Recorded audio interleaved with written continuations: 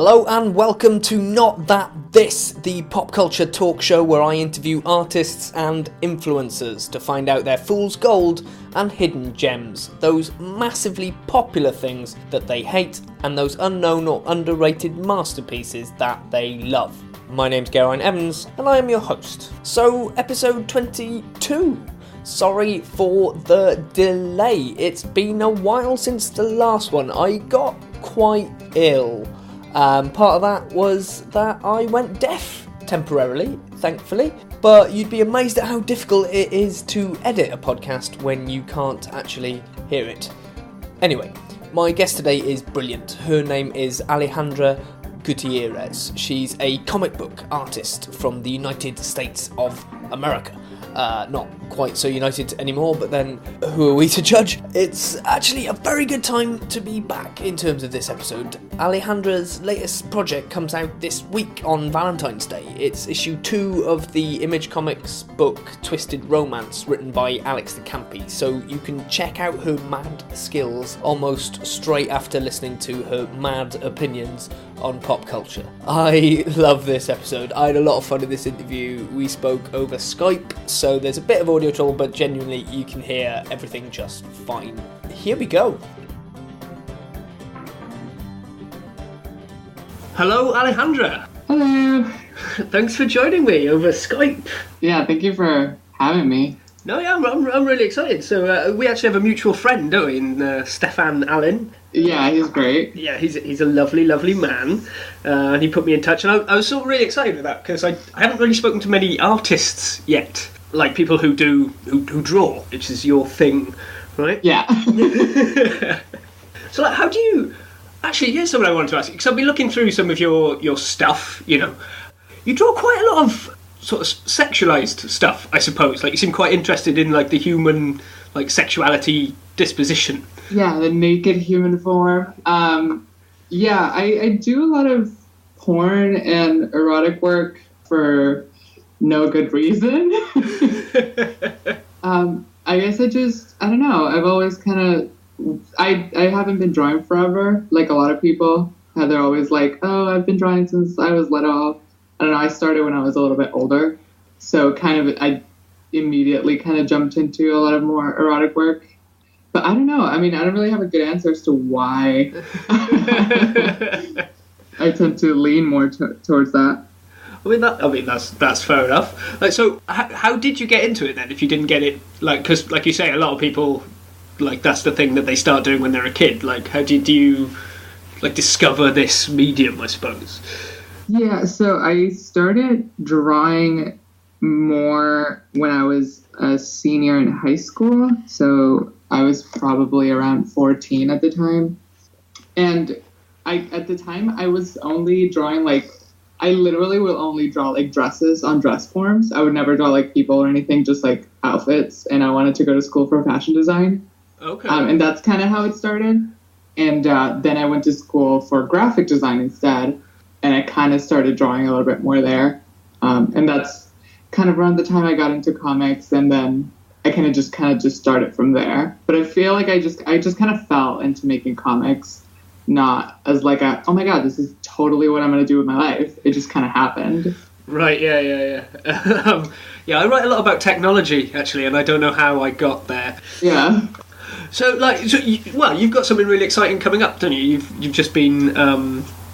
You're doing the art for, is it Twisted Romance? Yeah, the issue number 2 of Twisted Romance. I literally just finished it yesterday, so... Wow.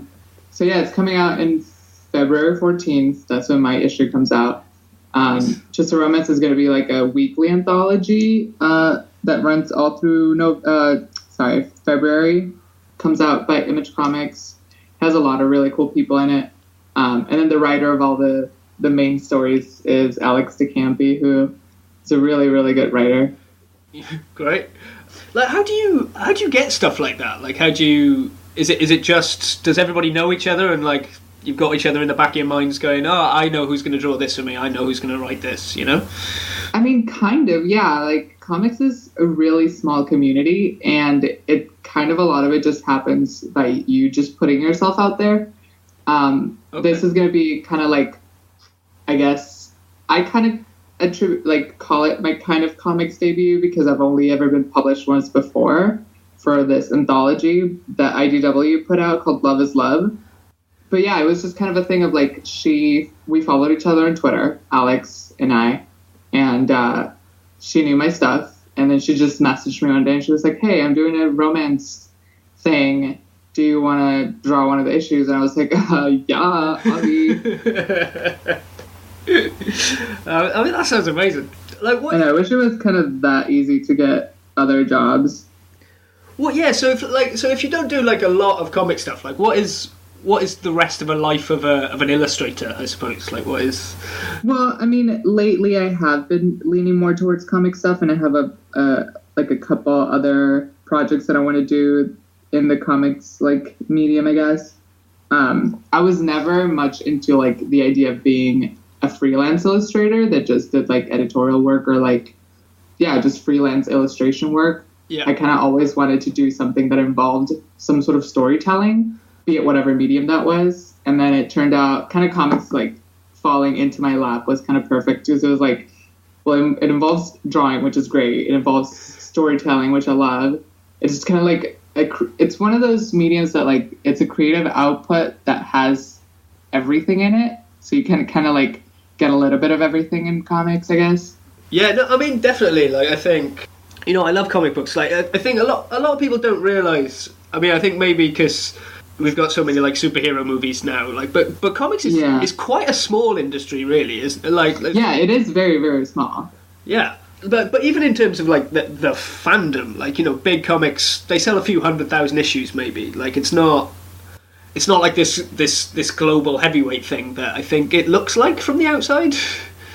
I think when people see like stuff like conventions where like you just see swarms of people like going into one place and like people are like, oh my god, there's so many people into it. But if you think about it, that's a very, very small percentage of like the general population.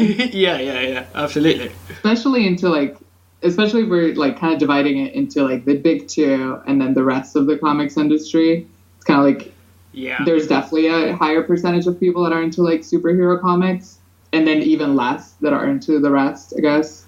Yeah, I mean, I think that's true. I think like Image Comics, though, they like in particular, like this big independent sort of a publisher, they seem to be doing well at the moment. Like that seems to be where I'm seeing all the like the big names of comics. If you know what I mean?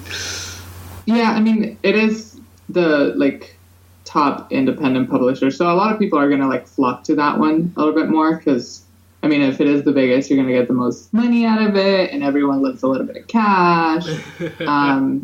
And they just give you a lot of freedom, I feel like. So it's, you know, like you can basically do whatever you want if you have an in, you know. But yeah, I think like Image Comics is also where, well, not Image Comics, like independent comics is where I just think you're seeing better stories being told. If you know. Oh, I absolutely agree. No, I totally agree. I think I don't have a lot of very good opinions about the mainstream superhero side of comics. I guess a lot of it kind of comes, and I mean that's just personally me. Like when I first got into comic books, I was reading those, which is kind of like everybody's into the comic world. Yeah.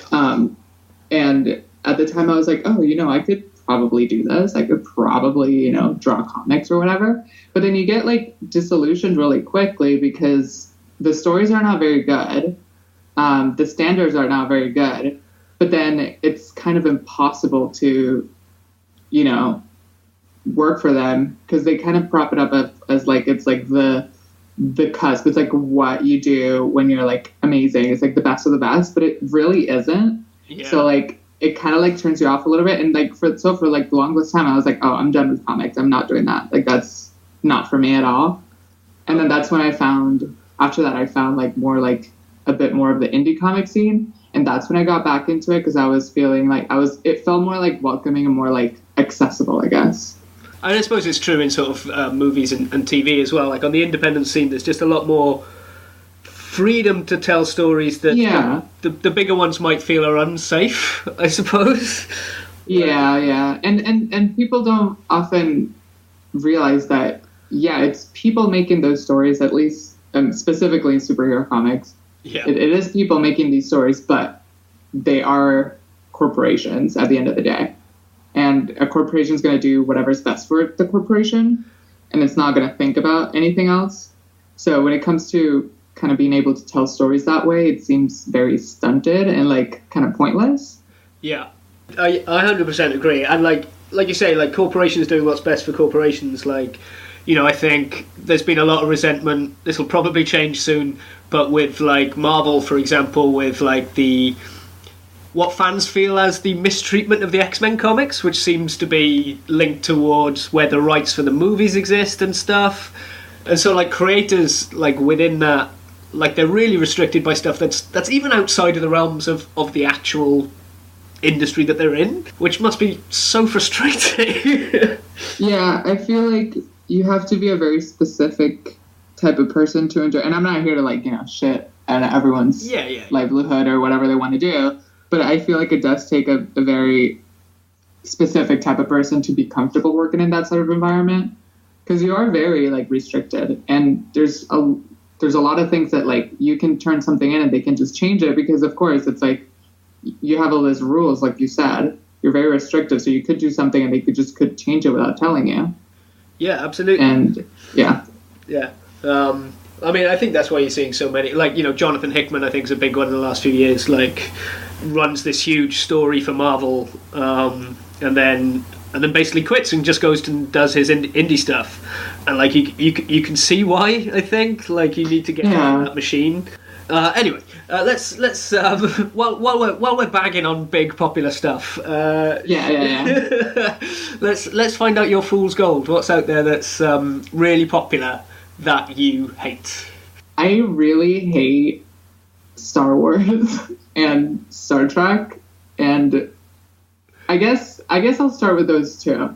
Okay. And then we can snowball into like, I guess, the deeper meaning of my hate. But yeah, I've always like had this weird, at first I thought it was unreasonable hatred of Star Wars and everything kind of surrounding it. Okay.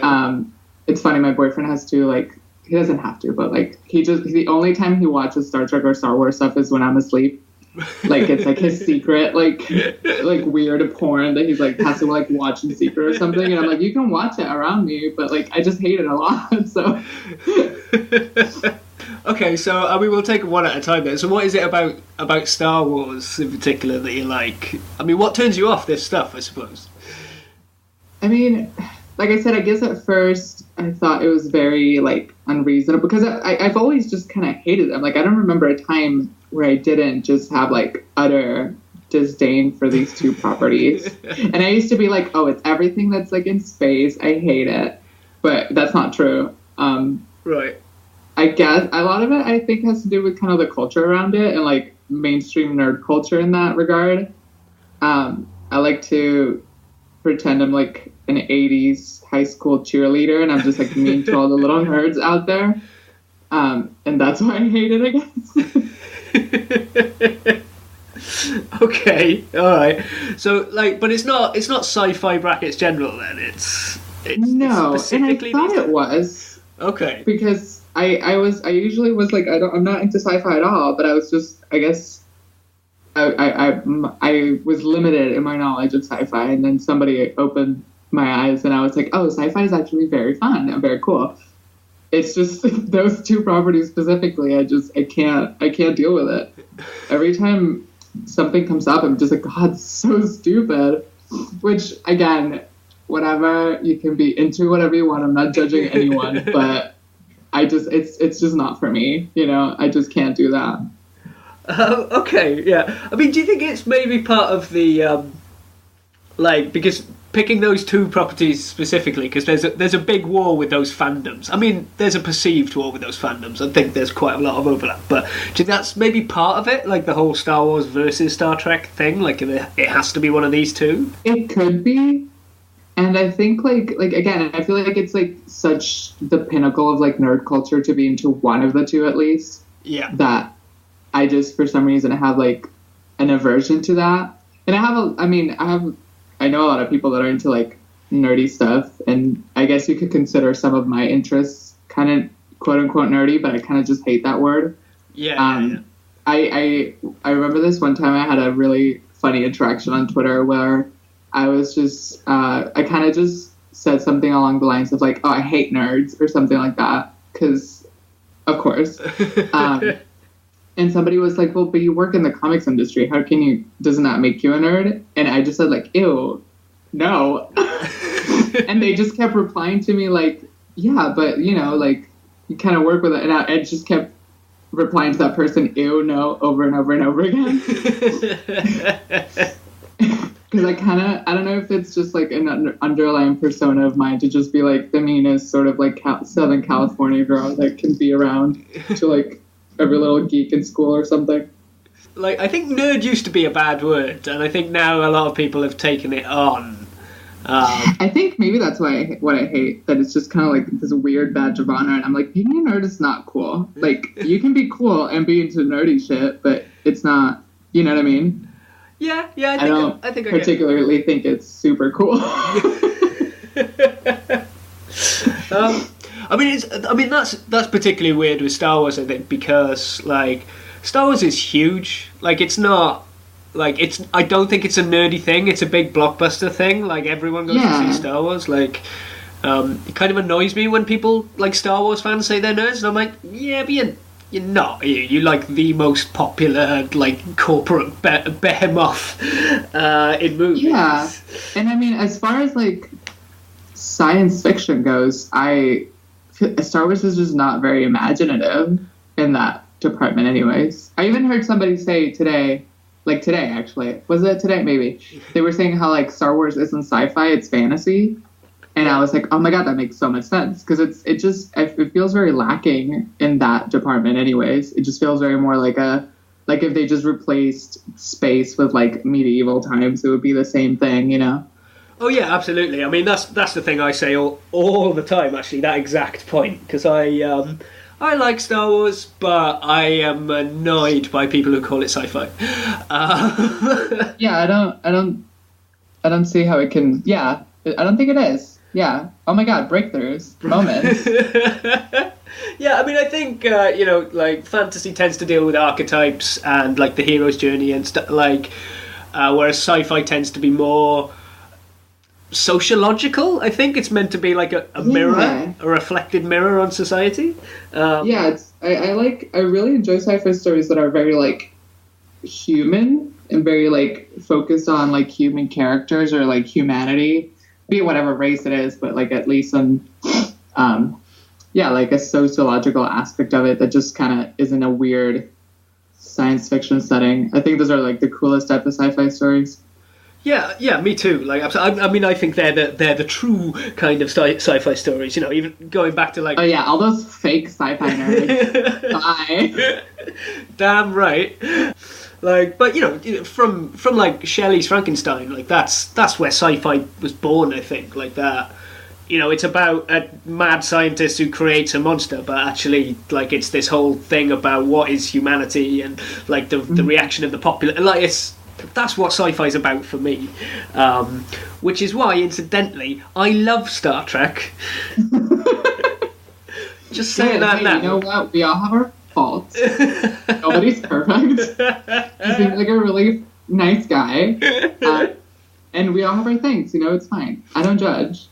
So I'm curious, right? So, like, if you like that sort of stuff in sci-fi, what is it about Star Trek that puts you off? Because I think that's what Star Trek does well. I think that's the point of Star Trek. I think maybe it's just too corny for me.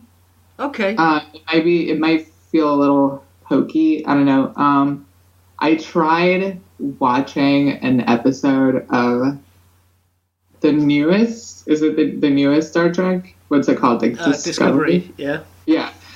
And it was like I couldn't get over it. It really, for some reason, there's something in it that I don't know. It doesn't allow me. Maybe I need to like give myself to it and just allow it to envelop me or something. I don't know. But I don't know. I couldn't do it. It felt really forced. Like I feel like maybe the stories told in Star Trek, if they were again in a different sort of setting, might be better. If it was executed differently, I might be into it, but I've never delved deep into like Star Trek lore to try to find out. I mean, I so want you to, but I don't think you're gonna. Probably won't. That's totally fair. So, like, I mean, so you said you'd start with those two. Does that mean there's something else around, like? Well, I guess it's like I was saying. I guess it's more like nerd culture. You know, what do you call it? Like obelisk that it is now. You know what I mean? That like super mainstream, kind of terrible, awful, very exclusive nerd culture. Dominated by really, you know, annoying, tiny white men. This is not very. That I guess ties to that, and I'm just it kind of goes into it, and I'm just like, no, I don't want that in my life at all. Oh yeah, I mean, I think a lot of nerd culture can be really toxic, like especially as you say, you know, people who look like me. Like, you know what? Her looks. Yeah. No judging. You know, skinny white guys. You know, right. Statistically, they're not all bad. Yeah, I mean, let's not get into that hashtag. Yeah. Hashtag not all skinny white men. Not all skinny white men, but enough of us. But yeah. No, I mean, I hate that sort of, you know, like, whenever someone suggests casting a person of colour as, I don't know, James Bond or whatever, you just see them all on the internet, and you're like, why does this matter to you so much?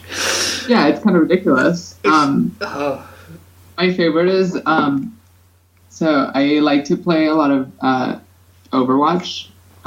Okay. Because it's a very... Are you familiar with the game Overwatch? I've not played it, but I know it. Yeah.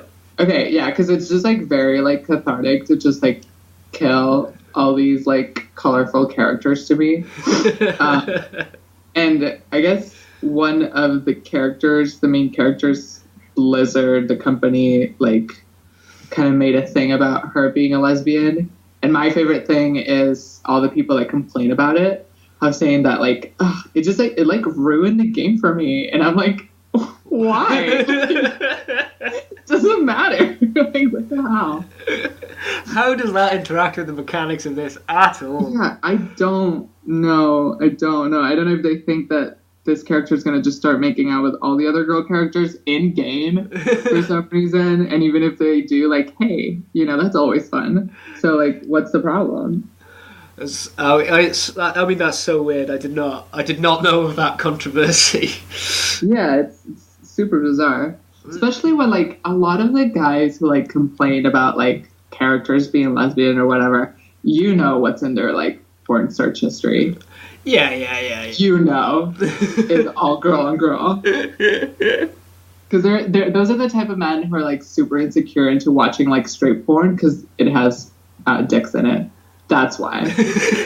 Yeah. The sort of guys that I'm not going to talk about that because it's too horrible. Did you see the thing? There's like a group of guys who don't wipe their own. Oh my god, I did see that. That was so terrible. Like, can we talk about that for a second? Because that was like, it shook me to my core. Because it's like, okay, fine, like, I get it. It's rooted in, like, a very, like, kind of stupid, toxic masculinity place, but, like, that's just kind of part of being an adult. Take masculinity out of it. Like, just, like, how are you alive? If that's why people died in the Middle Ages. You can't do that. No, you have to wipe your ass, mate. Yeah, you do. Just, like, wash it, you know? Oh, the internet, eh? Okay, so should we talk about something happier then? Yes, please. What's your hidden gem? What's the thing that's out there that people don't really know about that you love? So there's this magazine that is not in existence anymore, sadly. Okay. But it was a big skater magazine in the pretty much a lot of the 90s and part of the early 2000s called Big Brother magazine. Okay. It was started by the guy of a skate company because they wouldn't run one of his ads in the other mainstream skating magazine. So he was like, well, fuck all you. I'm going to just do my own, my own magazine. And it was really, like, I'm kind of obsessed with it to the point where I just, like, I go to, like, used magazine stores and just sit on the floor with, like, piles of magazines just going through it, trying to find, like, an issue of it. And I have a few issues of it on my computer, but, I want a physical thing. Yeah. But the reason I love it so much is, like, it was, like, super weird and different. I feel like at the time and even now to have a magazine like it, like, every issue was different and, like, it was formatted differently. Like, the first issue was regular size. The second or third was spiral bound. There was one that was, like, oversized. There was an issue that came in a cereal box, which I thought was really funny. And I mean, disclaimer, the magazine, the editor-in-chief was Jeff Tremaine, who then went on to do Jackass. So a lot of their humor is not very, like, smart or cool. It's not like, it's not great. There's a lot of definitely terrible things in it. Like, they had a lot of articles about, like, I think their big article that got them in trouble the most with the news was the article on how to kill yourself, which not a great thing to make jokes about, but, that's not why I love it. It was just kind of, like, very filthy, and, like, I feel like it embodied that weird, like, greasy skater culture of, like, the late 90s, which I'm, like, weirdly fascinated by, because I was, like, that was never my scene at all. Okay. Right. And I have a lot of, I don't know, I just love that magazine a lot. And I have a lot of ideas of, like, my next comic, I'm going to do something that's kind of inspired by the magazine in some way. All right, okay. So, I mean, so what draws you to that? Like, if that wasn't your scene, like, what?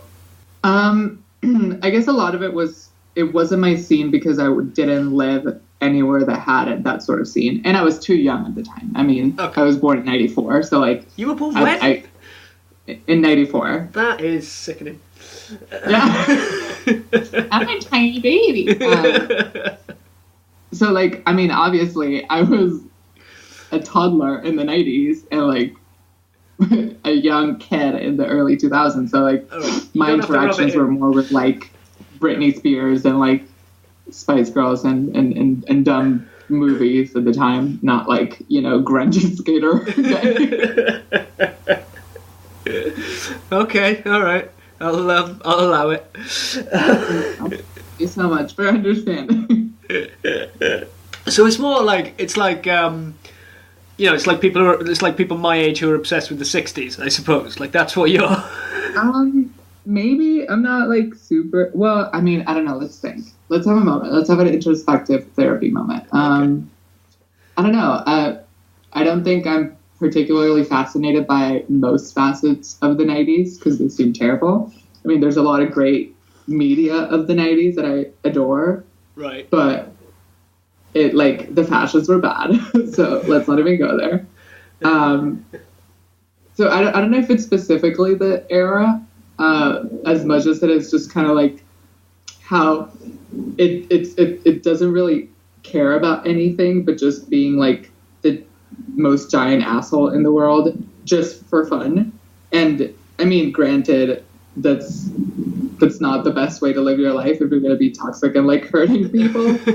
But I think there's, like, some things that we can, like, dilute from there and, like, just kind of be, like, have a very, like, I don't care attitude about a lot of things. And again, the magazine itself, just I'm very, like, drawn by that sort of, like, weird kind of aesthetic of, like, oh, this was done in a garage and a bunch of people just pasted a bunch of stuff together and scanned it or photocopied it and just mass produced it for some reason. But yeah, I like it a lot, and I like how they just did a lot of, like, really weird stuff. There's one issue that's, like, the fourth issue or something, and then in all the front cover it just said like the 10th anniversary issue, but it was like the 4th issue. Right. Just stuff like that just kind of like, it's just so much fun, and I feel like it lends itself so well to like very interesting sort of storytelling in a lot of ways. Okay, yeah. It's stuff that I want to like kind of draw from, and I'm like kind of super into that right now. Yeah, that's good. So it's like so it's like a parody of its medium, I suppose. Like a parody. Yeah. Yeah. And they did a lot of things where they like ripped off like things on purpose just to be funny, and I'm obsessed with doing that in art or in comics, because it's kind of like, I feel like a lot of people have a very like closed in idea of how to make comics, and I like things that maybe don't make a lot of sense, or that are kind of cryptic, or that maybe tell you something when they mean something else.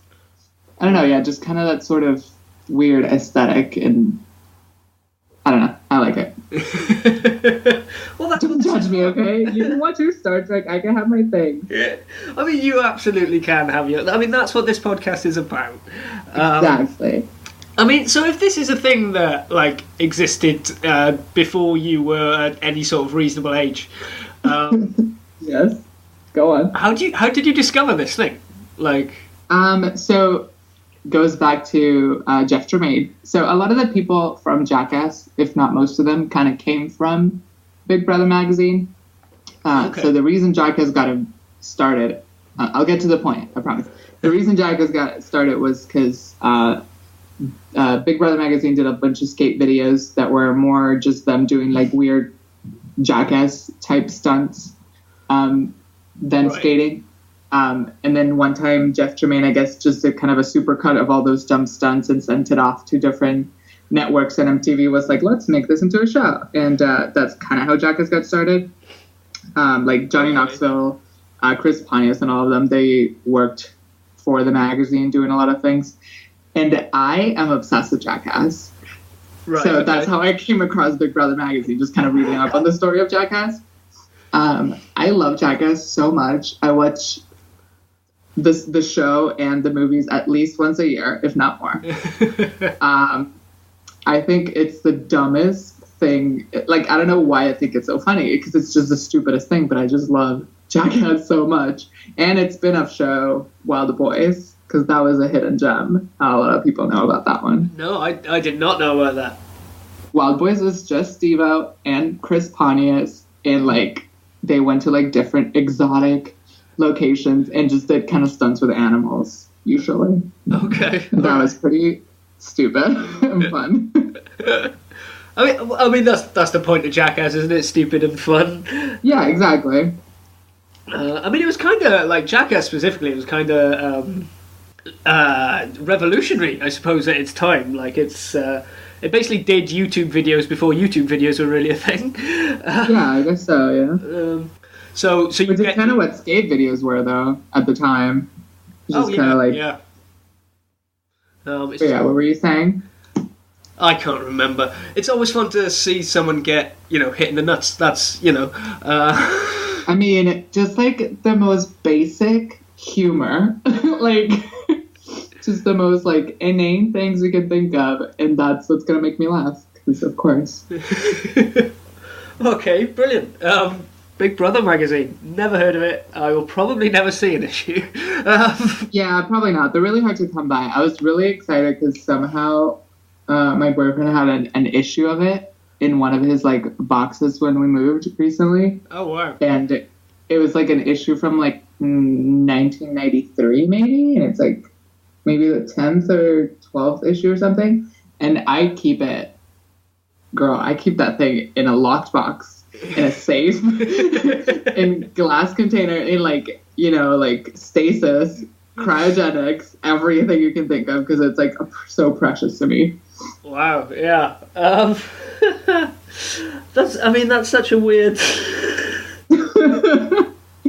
I know. Well, you wanted a hidden gem, so there you go. I mean, you've definitely found a hidden gem, I've got to say. Okay, great. Should we do some quick fire questions then? Oh my god, I'm nervous. Yes. All right, okay. I mean, I say quick fire. Pretty much nobody is, but do what you want to do. You feel free to explain. Feel free to not.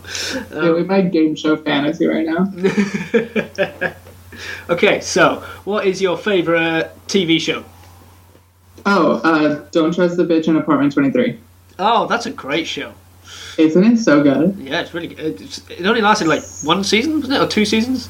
2 or 3? 2, maybe 2. Yeah. So sad. But it got cancelled. So sad. What's your least favorite TV show? Star Trek.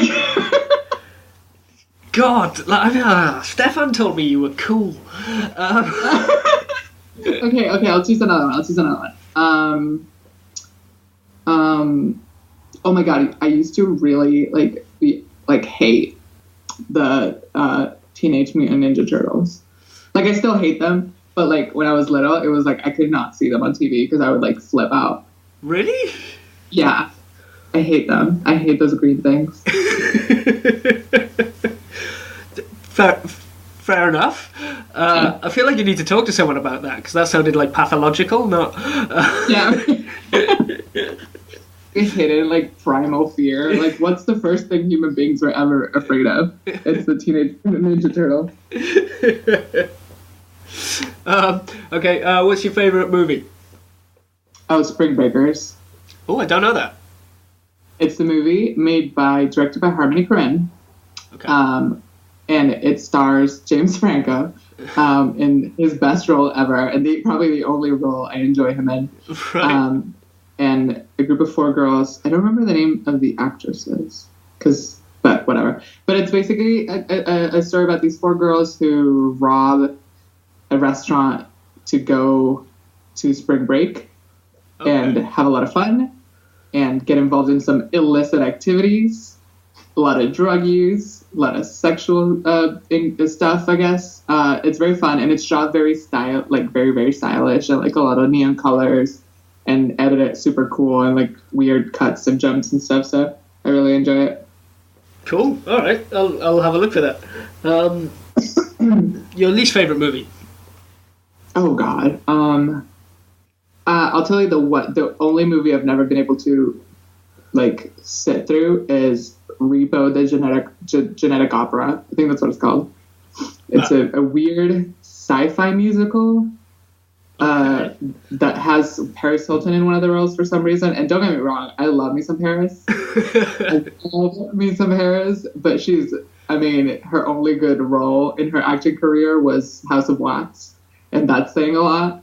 So, yeah, it's just like a really bad movie. And I like musicals too, but like, yeah, I just couldn't. I usually, even if a movie's really bad, I'll sit through it. But this movie, I had to turn it off. It was like an affront to the very delicacy of my nature.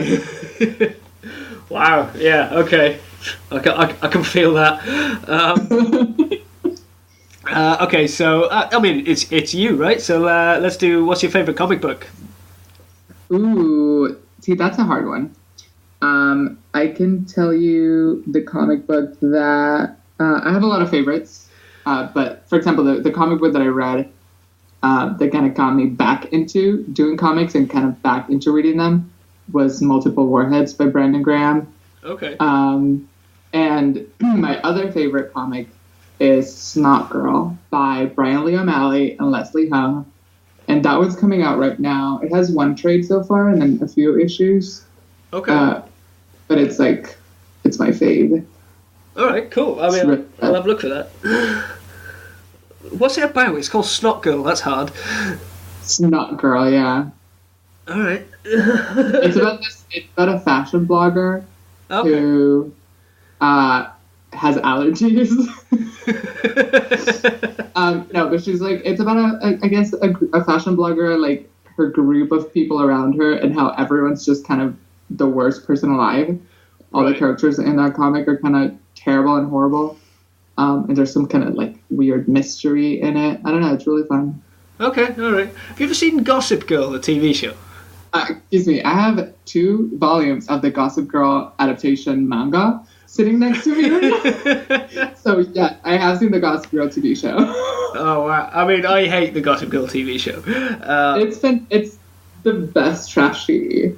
Nobody in that show is remotely moral or likable. Oh, at all. They're all the worst human beings, and that's why I love it. Okay. What's your least favorite comic book? That's spicy. That can be dangerous. That's dangerous. That's a dangerous question.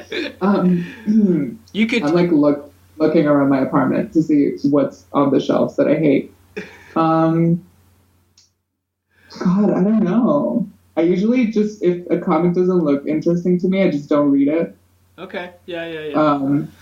But yeah, I'm not gonna. I plead the fifth. I'm not gonna answer that. I don't want to be mean. That's fair enough. I fear some people have been too honest with that question in the past. Or similar questions. All right. So, what's your favorite band or musician? Ooh, I really love this band called. Whenever somebody asks me what's my favorite band, I usually say The Drums because that's the name of the band. Okay. And there's a lot of other musicians I enjoy a lot more than The Drums, but it's kind of like the easy answer. I get that. Yep. Yeah, and because I just listen to like so much different music and so many different genres that it's kind of really hard to choose one because they can't. It's like apples and oranges, you know. Well, I mean that's it. Music is for mood, I think. Like so, it's going to change all the time, right? Yeah. That said, what's your least favorite? Are you familiar with the band Step? The band Step. Is it called Step? No. What's it called? Maybe? Just like weird bands of the 90s. Was it called Step? What was it called? Oh, do you mean Steps? The Steps, the yes. pop group? Yes. Oh, wow. I have deep hatred. So our mutual friend that I mentioned at the start, Stefan, I'm pretty sure he went to go see them live recently. Oh, I mean, I am sure Stefan did. Like, that is the most Stefan thing I can think of doing. Yeah. I don't really like. I mean, their music is very just kind of, whatever. I just like look at their dumb faces and I just like I can't do it. Yeah, I think of Steps as like it's like bad ABBA. Ooh, that's a good comparison. If you know what I mean? It's that kind of thing. Anyway, what's your favorite book? The Hitchhiker's Guide to the Galaxy series. Oh, you are correct. Yes. So you're the first person to win that question. I don't read it as much as I should. I used to read a lot more when I was younger because my brain cells have gone south. But I really, also, aside from that one, I really enjoy this book called Marie Antoinette, The Journey, which is like a weird retelling. This is basically a bio book about Marie Antoinette, but it's kind of like, the way it's written feels kind of very Gossip Girly. You know what I mean? Like very ooh, like scandal and Versailles. I kind of love, even though it's a very serious historical book, but I kind of love the way that the author decided to phrase a lot of the things. So that's my other favorite book. Okay, great. And your least favorite book? Ooh. See, that I don't know. I don't think I've ever read a book that I wasn't. Well, I guess the Twilight series, if we had to like choose a book that I've read, because of course I read that. Entire Twilight series. Excuse me, they came out when I was like 12 years old. Like, give me a break. Like, of course I read them. Yeah. Okay. I think I was an adult at that time. This is very distressing for me. Yeah, it usually is for people. So what is it about? Like, why is that your least favorite now? Just because it's bad? It's just terrible. I mean, like, there's really not much to it. It's just really bad. Yeah, fair enough. All right. Okay. So one last question. If someone was going to make the story of your life, what medium would you want them to do that in, and what would you call it? So if somebody else is doing it, they can't do comics because I'm doing those. So I don't want them trying to steal my thunder. But I want them to do a movie. Right. Directed either by David Fincher or Harmony Korine. Okay. And the actress that would play me in this film, starring role, would be who's the prettiest actress I can think of?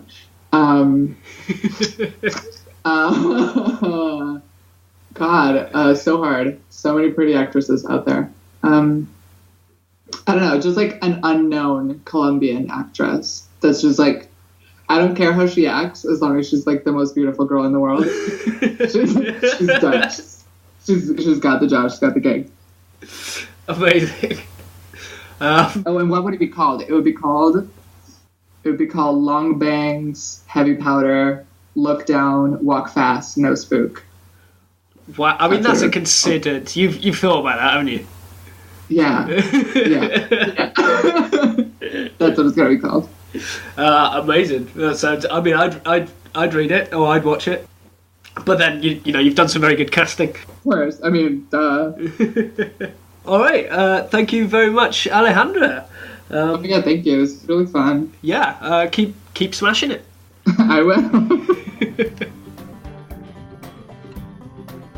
Wow, so that was Alejandra. I hope you had fun. I certainly did. It's incredible to me, like, the feeling I got from speaking to Alejandra was of talking to someone totally at ease with herself and her worldview. Speaking to someone who's still not entirely sure of who they are or what they want to do with their life, it's quite depressing to speak to a 23, 24-year-old who seems to have it all sorted out. But then I suppose that's why she's doing so well for herself. Speaking of which, do check out Twisted Romance this week. Pick it up from your nearest comic book store.